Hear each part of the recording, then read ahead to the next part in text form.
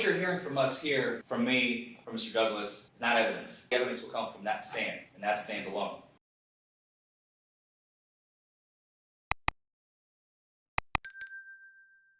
Okay. Mr. Douglas, you ready for your opening May statement? it please the court.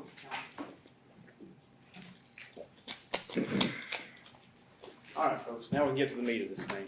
Sorry for the delay. I'll try to make my proof as short and concise as possible. You know, we've sort of cut up, joked around a little bit this morning, but this is a serious case. Driving under the influence can hurt people, especially when you're in a big rig. Proof that I'm going to put on is going to show back in February of last year, right around this time, February 20th. The defendant, Ms. Kendall, was driving a Peterbilt in Bell County.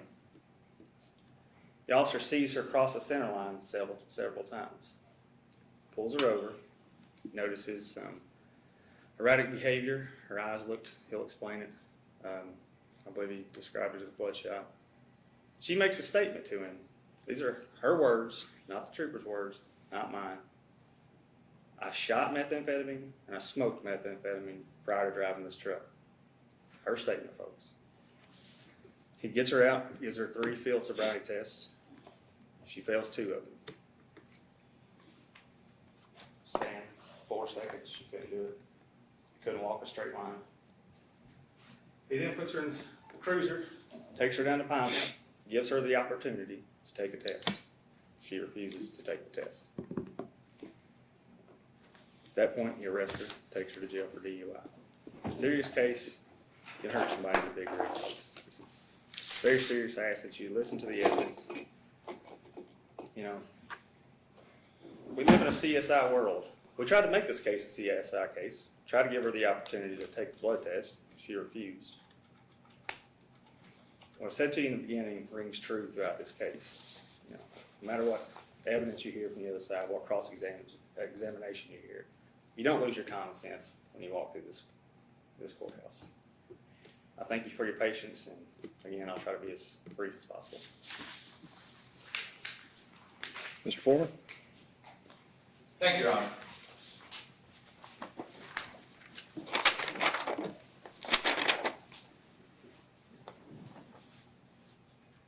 What you're hearing from us here, from me, from Mr. Douglas, is not evidence. The evidence will come from that stand, and that stand alone. You will hear, throughout the course of the trial, testimony that will come,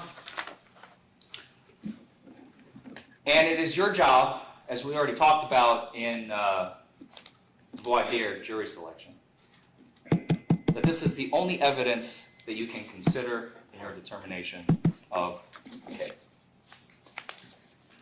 I urge you to pay close attention. As Mr. Douglas has said, don't leave your common sense at the door. People are people.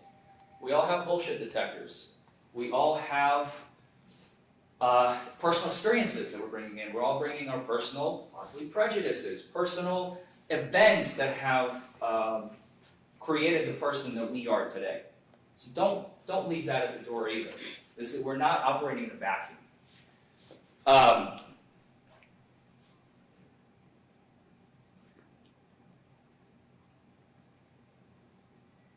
Hollywood likes to use kind of like a schematic that they, time and time again, we see in all their movies. Not all of them, but some of them. Sometimes you have a person, for about 98% of the movie, you suspect they're the culprit.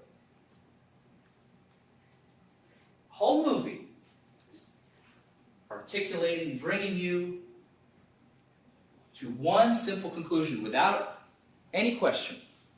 That's the culprit. But in the last 2 seconds of the movie, there's a shift. What the hell just happened? Right? We've all seen that. That's what's going to happen